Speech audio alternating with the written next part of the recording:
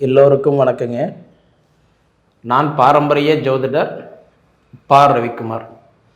இப்போ நாம் பார்த்துக்கிட்டு இருக்கக்கூடிய ஒரு தலைப்பு பார்த்திங்கன்னா, பங்குனி மாதத்துக்கு உண்டான மாத பலன்களை பற்றி தான் இந்த காணொலியில் பார்த்துட்ருக்குறோம். அதாவது இந்த விசுவாவசு வருடத்துடைய கடைசி மாதம்னு சொல்லக்கூடிய பங்குனி மாத பலன்கள். அப்போ நிகழும் மங்களகரமான விசுவாவசு வருடம் பங்குனி மாதம் 1ஆம் தேதி, அதாவதுன்றது பார்க்கும்போது ஞாயிற்றுக்கிழமை, ஆங்கிலத்துக்கு சொல்லணும் அப்படின்னா 15ஆம் தேதி மார்ச் மாதம்தான் இந்த பங்குனி மாதம் 1ஆம் தேதி பிறக்கப்படுது. அதுவும் பார்த்திங்க அப்படின்னா திருவோண நட்சத்திரம் 1ஆம் பாதத்தில், மகர ராசியில், மீன லக்னத்தில், அது போக பார்த்தீங்கன்னா சந்திரனுடைய திசையில் 281 டிகிரியில் தான் இந்த மாதம் பிறக்கப்படுதுங்க. பொதுவாகவே பார்த்திங்கன்னா இந்த விசுவாவசு வருடத்துடைய கடைசி மாதம் அப்படின்றது இந்த மாதத்தோட வருஷமும் முடியுது, மாதமும் முடியுது. அப்போ இந்த மாதிரி தருணத்தில், அதாவது மேச ராசி முதல் மீன ராசி வரை பிறந்தவங்களுக்கு இந்த பங்குனி மாதம் என்னென்ன மாற்றங்களை கொடுக்க போகிறாரு அதை பற்றி தான் கொஞ்சம் ஆதாரப்பூர்வமாக இந்த காணொலியில் பார்த்துட்ருக்குறோம். மீன ராசி நேயர்களே, மீன ராசியில் பிறந்த உங்களுக்கு இந்த பங்குனி மாதம் எந்த மாதிரியான ஒரு மாற்றங்களை கொடுக்க போகிறார்? பொதுவாகவே பார்த்திங்க அப்படின்னா பங்குனி மாதம் அப்படின்னா உங்களுடைய மாதம். இது என்ன காரணம்னா, 12 மாதத்தில் 12 ராசியில் சூரியன் உட்காந்துருப்பார். சித்திரை மாதத்தில் பாருங்கள் சூரியன் மேசத்தில் இருப்பார். ரிஷப ராசியில் பாருங்கள் அதாவது வைகாசி மாதம் உட்காந்துருப்பார். இப்படி பார்த்தீங்கன்னா சூரியன் உங்கள் ராசியில் உட்காரக்கூடிய மாதம் தான் இந்த பங்குனி மாதம். பொதுவாகவே பங்குனி மாதம் அப்படின்னு எடுத்துக்கிட்டிங்கன்னா சூரியன் உங்கள் வீட்டில் உட்காரக்கூடிய ஒரு மாதம். அப்போ சூரியன் அதாவது இன்னைக்கு இந்த ஸ்தானத்தில் உட்காராரு அப்படின்னா ஜென்மத்தில் உட்கார்ற வாய்ப்பு இந்த ஒரு மாதம் மட்டும்தான். இப்போ தவற விட்டால் இந்த வாய்ப்பு இன்னும் ஒரு வருஷம் நீங்கள் வெயிட் பண்ணணும். உங்கள் வீட்டுக்கு சூரியன் வர்றது தலைமை பொறுப்பு யாருன்னாவே சூரியன் தான். நவகிரகத்தையே கட்டி ஆளக்கூடிய கிரகம் யாருன்னா சூரியன் தான்.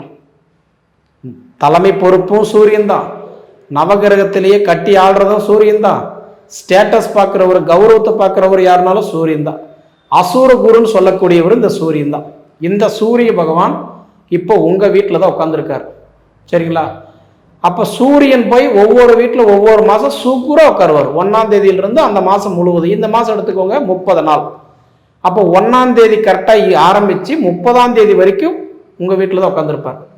அந்த சூரியன் உங்கள் வீட்டில் உட்கார்ந்த காலம் எப்படி இருக்க போகுதுன்னா அற்புதமாக இருக்க போகுது. அதாவது நிழல் கிரகம், சாயா கிரகம், வக்கர கிரகம் சொல்லக்கூடிய ராகு கேது எப்படி அவர் உட்கார்ந்த வீட்டுக்கு மட்டும்தான் வேலை செய்வாரோ அந்த மாதிரி சூரியன் பார்த்தீங்கன்னா அவர் உட்கார்ந்த வீட்டுக்கு நல்ல பலன்களை கொடுத்துட்டு போவார். ஒவ்வொருத்தருட்டையும் ஒவ்வொரு திறமை இருக்கும் இல்லைங்களா? அது உங்களுடைய திறமை என்னன்னு தெரிஞ்சு அதுக்கு தகுந்த மாதிரி உங்களுக்கு வேலை செய்வார். பயப்படவே வேண்டாம். எனக்கு தெரிஞ்சு கண்டிப்பாக சூரியன் உங்கள் ராசியில் உட்கார்ந்த காலம் இந்த மாதம் சூப்பராக இருக்க போகுது. இப்படி உட்கார்ற காலத்தில் 4 விஷயத்தில் நீங்கள் கான்ஃபிடண்ட்டாக முயற்சி எடுக்கலாம். சூரியன்னா அரசியல், அரசியல் இருக்கிற ஈடுபாடு இருக்கிறீங்கன்னா ஒரு படி மேலே போய் எஃபெக்ட் போடுங்க, பலன் கிடைக்கும். 2வது மேல் அதிகாரியாக இருக்கிறங்க அப்படின்றீங்களா, பட்டம் பதவி கைத்தட்டல் பாராட்டுகள் உங்களை தேடி வரும். 3வது சொந்த பிஸ்னஸ் பண்ணலான்னு இருக்கிறங்க, பண்ணிட்டு இருக்கிறங்க அப்படின்னா நிச்சயமா இந்த மாதம் உங்கள் உழைப்புக்கு தகுந்த உயர்வு, வயசுக்கு தகுந்த வளர்ச்சி கண்டிப்பாக கிடைக்கும். 4வது அதாவதுன்றது கஞ்சி குடிச்சா கூட சந்தோஷமான வாழ்க்கை உங்களுக்கு நல்லா இருக்கும். அப்போ குரு அதாவதுன்றது உங்களோட ராசியாதிபதி குரு பகவான். அப்போ குரு பகவான் உடைய வீட்டில் சூரிய பகவான் உட்காரும் போது இந்த இரு கிரகங்கள் தேவகுரு அசுரகுருன்னு சொல்லுவாங்க. இவங்க 2 பேர்த்துக்குள்ள தொடர்பு கிடைக்கும் போது நிச்சயமா காய்ச்ச மரம் தான் கல்லடிப்படுன்னு சொல்லுவாங்க. குருவும் சூரியனும் ரொம்ப பெஸ்ட் ஃப்ரெண்டுங்க. அப்படி பார்த்தீங்கன்னா உங்க ராசியாதிபதி யாருன்னா குரு. குரு வீட்டில் சூரியன் உட்கார்ந்துருக்கிறதுனால நிச்சயமா இந்த மாதம் உங்களுக்கு நல்லா இருக்கும். இது முதல் விஷயம். 2வது விஷயம் பார்த்தீங்கன்னா, அதாவது சுக்கிரன் போய் உச்சமாகிற வீடு எதுன்னு பார்த்தா உங்கள் ராசி தான். சுக்கிரன் வந்து உச்சமாகிற ராசி மீன ராசி, புதன் பகவான் வந்து நீச்சமாகிற ராசி பார்த்தா உங்க மீன ராசி தான். அப்போ உங்க வீட்டில் வந்து இப்ப பாருங்க, சுக்கிரன் வந்து உச்சத்தில் இருக்கிறார். 11 தேதி 11 நாளைக்கு சுக்கிரன் வந்து உங்க வீட்டிலேயே உச்சத்தில் இருக்கிறதுனால கண்டிப்பா உங்களுக்கு வந்து இந்த வண்டி வாகனம் வாங்குறது, புதுப்பிக்கிறது, தொழில் தொடங்குறது, ஆரம்பிக்கிறது, வீட்டு வேலை ஆரம்பிக்கிறது, அசையா சொத்துக்கள் வாங்குறது, இதுக்கெல்லாம் நிறைய சப்போர்ட் பண்ணுவார். எப்படி பார்த்தாலும் சுக்கிரன் உங்க வீட்டில் உச்சத்தில் இருக்கிறது ரொம்ப ரொம்ப நல்லது. 12ஆம் தேதிக்கு மேல அவர் வந்து கட்ட பார்த்துட்டுனா ரிஷப ராசிக்கு போயிடுவார். 2ஆம் இடம் தனஸ்தானத்துக்கு போயிடுவார். அப்போ மனைவியோடைய தொழில் நல்லா இருக்கும், ஹெல்த் நல்லா இருக்கும், தாய் தந்தையுடைய ஹெல்த் நல்லா இருக்கும், பிள்ளைங்களுடைய ஆரோக்கியம் நல்லா இருக்கும், படிப்பு நல்லா இருக்கும். சரிங்களா? அதே சமயத்தில் வந்து பார்த்துட்டீங்கன்னா அடுத்தபடி பார்க்கும்போது உங்களுக்கு வந்து கட்டன்றது இப்போ உங்கள் ராசி அதிபதி குரு பகவான் வந்து இப்போ வக்கரத்தில் இருந்தார். அதை பற்றி உங்களுக்கு தெரியுமோ தெரியாதுன்னு தெரியல, தெரிஞ்சுக்கோங்க. உங்கள் ராசி அதிபதி குரு பகவான் வந்து வக்கரத்தில் இருந்தார். எப்போ தெரியுமா வக்கரத்துக்கு போனார்? 2025 டிசம்பர் மாதம் 7ஆம் தேதி குரு வந்து வக்கரத்துக்கு போனார். அப்போ இந்த 3 மாதம், அதாவது 94 நாளாக உங்களுக்கு ரொம்ப கஷ்டம் அதிகம். ஏன்னா உங்கள் ராசியாதிபதியே போய் வக்கரத்தில் உட்காரும் போது அப்போ வேலை செய்ய மாட்டார் இல்லையா? அதனால பார்த்தீங்கன்னா நீங்கள் கொடுத்த காசு எதிர்பார்த்துட்டு இருப்பீங்க, அது தாமதமாக இருக்கும். தொழில் ஆரம்பிச்சிருப்பீங்க, கொஞ்சம் மந்தமாக போயிருக்கும். 2வது வேலையில் மாற்றம் இல்லாமல் இருந்திருக்கும். அதே சமயத்தில் ப்ரமோஷன், சம்பள உயர்வு தள்ளி போயிருக்கும். அது போக பார்த்துட்டீங்க அப்படின்னா இன்னைக்கு கடன் பிரச்சனை குறையிற மாதிரி தெரியல, கருத்து வேறுபாடுகள் அதிகமாயிடுச்சு, கிட்டத்தட்ட கிணத்துல போட்ட கல் மாதிரி இருந்துட்டீங்க. இது எல்லாமே மாறப்போகுது, மாறும், நீங்கள் தைரியமாக இருங்க. சரிங்களா? எனக்கு தெரிஞ்சு குரு வந்து இப்போ இயல்பு நிலைக்கே திரும்பிட்டார். எப்பன்னா மார்ச் 11, அதாவது மாசி மாதம் 27ஆம் தேதி குரு வக்ர நிவர்த்தி அடைஞ்சிட்டார். இது ஒரு அற்புதமான வாய்ப்பு.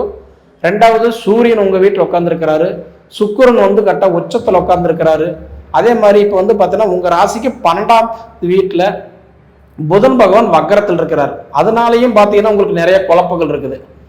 ஏன்னா ஞானக்காரகன் போய் வக்கரம் அடையும் போது இயல்புக்கு மாறாக தானே வேலை செய்வார். அப்போ உங்கள் மைண்டே இப்போ வேலை செய்யலை, குழப்பம் நிறைய இருக்குது. இப்படி இருக்குமோ, அப்படி இருக்குமோ, அது நடக்குமோ, இது நடக்குமோ. ஆனால் நம்ம வந்து மற்றவங்க வேலைக்கு போனால் நடக்காத காரியம் நடக்குது, நம்ம காரியம் போனால் தாமதமாகுது. ஒன்றும் இல்லை, பொறுத்துட்டீங்க. அதாவது ஒரு 7ஆம் தேதி புதன் வந்து வக்ர நிவர்த்தி ஆகிறார். அதுக்கு மேலே உங்களுக்கு ஓரளவுக்கு நல்லா இருக்கும். அப்போ வந்து பார்த்துட்டீங்க அப்படின்னா அடுத்தது 7ஆம் தேதிக்கு மேலே 27ஆம் தேதி வரைக்கும் புதன் வந்து கும்பராசியில் அவர் வந்து இயல்பு நிலையில் இருப்பார். அப்போ ஓரளவுக்கு உங்கள் மைண்டு வேலை செய்யும், கொஞ்சம் இந்த குழப்பம் டென்ஷன் சரியாகும். 27ஆம் தேதிக்கு மேலே அதாவது அந்த புதன் பகவான் உங்கள் வீட்டுக்கு தான் வராரு. சரிங்களா? அப்போ குருவுடைய வாரிசு தான் இந்த புதன். தன்னோட தந்தை வீட்டுக்கு மகன் வராரு, வந்து நீச்சமாகறார். அப்போ அந்த 3 நாள் கொஞ்சம் குழப்பத்தில் தான் இருக்கும். அதனால ஒன்றும் பிரச்சனை இல்லை, 3 நாள் தானே பார்த்துக்கலாம். அடுத்தது பார்த்தீங்கன்னா உங்களுக்கு வந்து பார்க்கும்போது சனி பகவான் உங்களுக்கு ஜென்ம சனியா இருக்கிறார் இல்லையா? அதனால பார்த்துட்டீங்கன்னா நிறைய மன உளைச்சல் இருக்கும். ஏன்னா சனி பகவான் ஜென்ம சனியா பிடிச்சிருக்கிறதுனால நீங்க நினைக்கிறதெல்லாம் ஒன்னே ஒன்று மட்டும்தான், குதிரைக்கு கடிவாளம் கட்டின மாதிரி ஒரே போக்கஸில் இருக்கிறீங்க. நமக்கு 7 சனி இருக்குது, அதனால தான் இவ்வளோ கஷ்டம் அப்படின்னு நீங்க நினைக்கிறீங்க. ஆனால் அது மட்டும்தான் உங்களுக்கு கஷ்டத்துக்கு காரணமானு கேட்டால் கண்டிப்பாக இல்லை, ஒன்றும் இல்லை. கண்டிப்பாக இன்னைக்கு உங்களுக்கு ஜென்ம சனியே இருந்தாலும் இப்போ உங்கள் நேரம் எப்படி இருக்குது? கண்டதும் தண்டம் மண்ணி, கைப்பொருள் விரைய மண்ணி, பண்டவோர் நாட்டை விட்டு வனவாசம் போகாத கொடுமையை சிரமத்தை அனுபவிச்சுட்டு இருக்கக்கூடிய நேரம் தான் இப்போ உங்களுக்கு நடந்துட்டு இருக்குது. ஒன்றும் இல்லை, பொறுத்துக்கிட்டீங்க. கண்டிப்பாக உங்களுக்கு ஒரு 7 நாள் இந்த புதனும் வக்கர நிவர்த்தி அடைஞ்சிருட்டோம், உங்கள் நேரம் நல்லா தான் இருக்கும். சரிங்களா? அதனால் எனக்கு தெரிஞ்சு உங்கள் நிலைமை எல்லாமே மாறும். சரிங்களா? எல்லாமே எனக்கு தெரிஞ்சு ஃபேவராக தான் வந்திருக்கிறார். இதையெல்லாம் தாண்டி ஜூன் 1ஆம் தேதி குரு பயிற்சி ஆகிறார். அப்போ மிதுனத்தில் இருக்கிற குரு கடகத்துக்கு வந்து உட்காரும் போது அந்த கடகத்தில் உச்சமடைஞ்ச குரு டைரக்டா உங்க ராசியை 9ஆம் இடமா பார்ப்பார். அதெல்லாம் ஒரு ரொம்ப பொற்காலமா இருக்க போகுது. இப்ப நீங்க போடுற விதை தான் அப்போ ஒரு மரமா வளர்ந்து நிற்க போகுது. அதனால நீங்க இப்ப எடுக்கிற எஃபெக்ட் ஒரு கட்டன்றது ஒரு முடிவெல்லாம் அடுத்தடுத்து உங்களுக்கு நல்ல பலன்களை கொடுக்க போறார். ஒரு செடி போட்டுட்டோம்னா அது உடனே நமக்கு பலன் கொடுத்துறாது இல்லைங்களா? அதனால என்ன அப்படின்னா நீங்க இப்ப எடுக்கிற முடிவு கண்டிப்பா இப்ப போடுற எஃபெக்ட் ஒரு 3 மாசத்துல குரு பயிற்சி ஆகிறாரு. அப்ப குரு வந்து மாறும்போது உங்க ராசி தான் பார்ப்பாரு, அதுவும் உச்சத்துல இருந்து உங்க ராசி பார்ப்பாரு.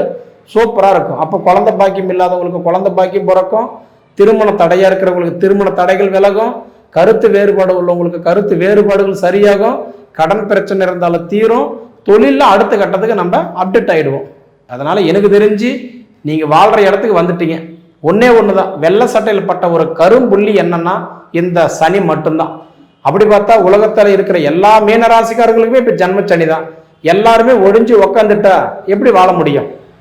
தன்னம்பிக்கையை போராடணும், நல்லது நடக்கும்.